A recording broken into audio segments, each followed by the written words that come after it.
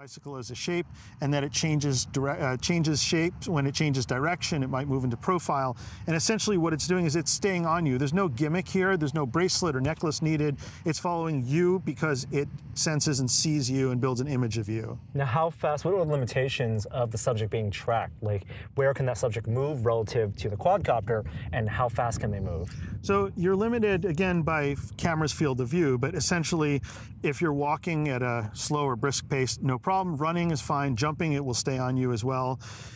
You can even make it with one stick move, orbit around you. This is a move that a really trained pilot would find hard to maintain, that perfect orbit around you. And this can do it, the Phantom 4 can do it every single time. If you hid behind a table or a fence, it would lose track on you because it just can't see you. And then after a few seconds, it would break off the track and it would just hover safely right where it is. Also, if I walk underneath the drone, the camera's going to go down as far as it can go, and then it loses you. But knowing that, generally, if you're in front of this drone, moving with the drone, it will follow you. The Phantom 4 is smart enough to know where you are. There's a lot of features on here that allow it to pilot itself automatically with your control, tapping the app, tap and fly. And that's why you're also changing the transmitter. Now there's going to be a dedicated button to stop it whenever you want. We built this with safety and confident flying in mind, and that's just one thing. If it's flying and you're sort of not sure exactly what's happening, or you change your mind about something and you're not sure exactly what you want to do next, you hit the pause button and the drone will slow to a hover and just stay there until you make up your mind about where to redirect it. And then it also inherits all the features from the Phantom 3 line, including even the SDK, all that return to home features, all that stuff? Yes, it does. It also has intelligent flight modes. Return to home is good. It engages obstacle avoidance on the way back. So that's an added plus and an added safety feature. We also have some redundancy built in to make this more dependable, reliable, and to make people more confident. We've got dual IMUs and dual compasses on board. Awesome. Well, sounds like there's a lot to test with the Phantom 4. I'd love to get some of that testing done today. Thanks for sharing this information with us, Adam. My pleasure.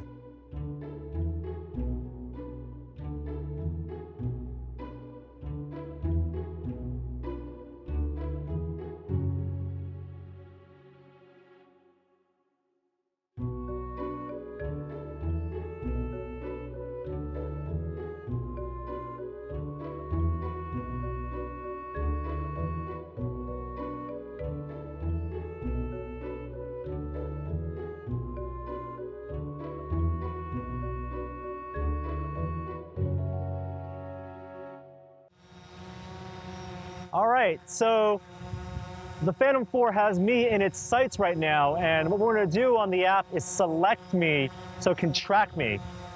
Let me know when it's tracked over there.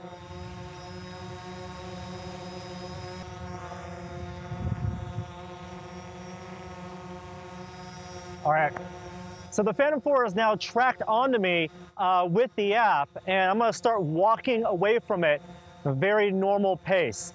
Now I assume, yep, it's walking toward me. If I do a turn here, it's gonna turn. Oh, I think it's lost track of me. There it goes. So if it loses track, reselect me. I get highlighted. All right, let's see if this guy can really track me.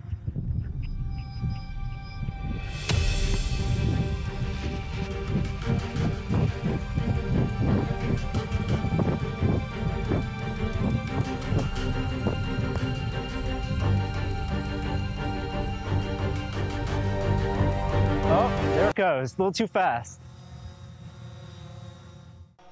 Alright, as you can see, that active subject tracking didn't work perfectly, but it did regain tracking. It found me again without the user having to reselect me, and as you can see, the obstacle avoidance system is also at work there, indicating how far I am away from the quadcopter. Now what's really going to be interesting is for cinematographers to use this to do things like have the quadcopter follow someone, and then just using one stick on the transmitter, circling around the subject, or even using the other stick to fly further away or closer and doing these kind of sweeping pans. That's going to be really cool as long as you're doing a precise movement.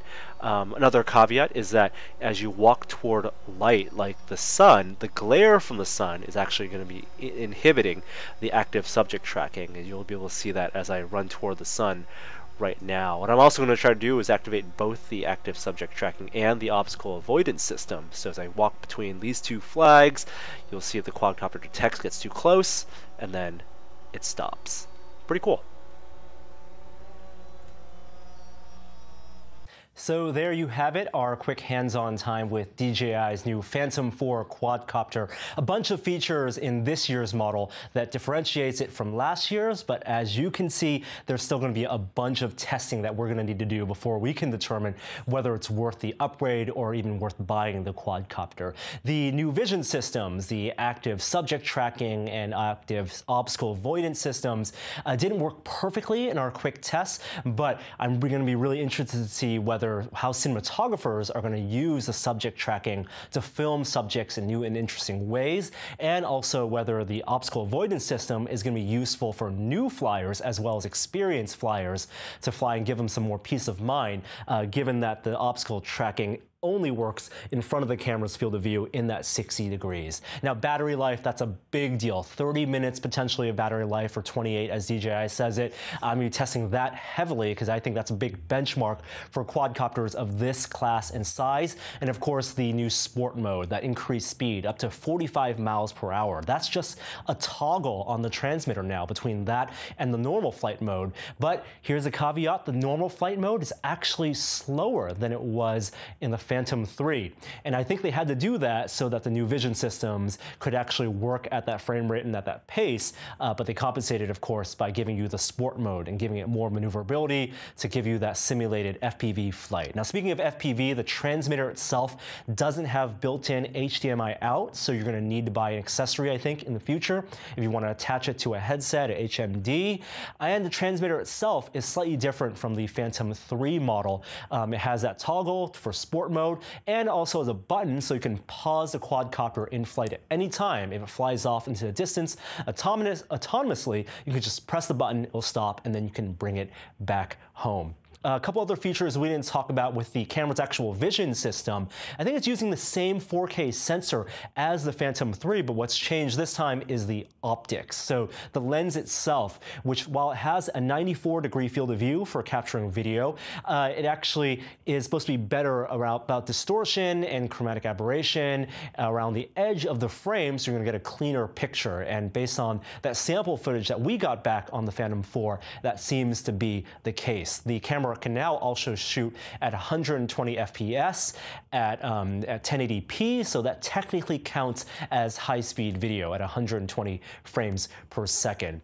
The big question now for existing owners of Phantom 3 is whether to upgrade. It is a $1,400 quadcopter, and also for new buyers, whether they want to buy a new quadcopter on the high end with this Phantom 4 or get something from last year that's discounted, like a Phantom 3 Advanced or Professional.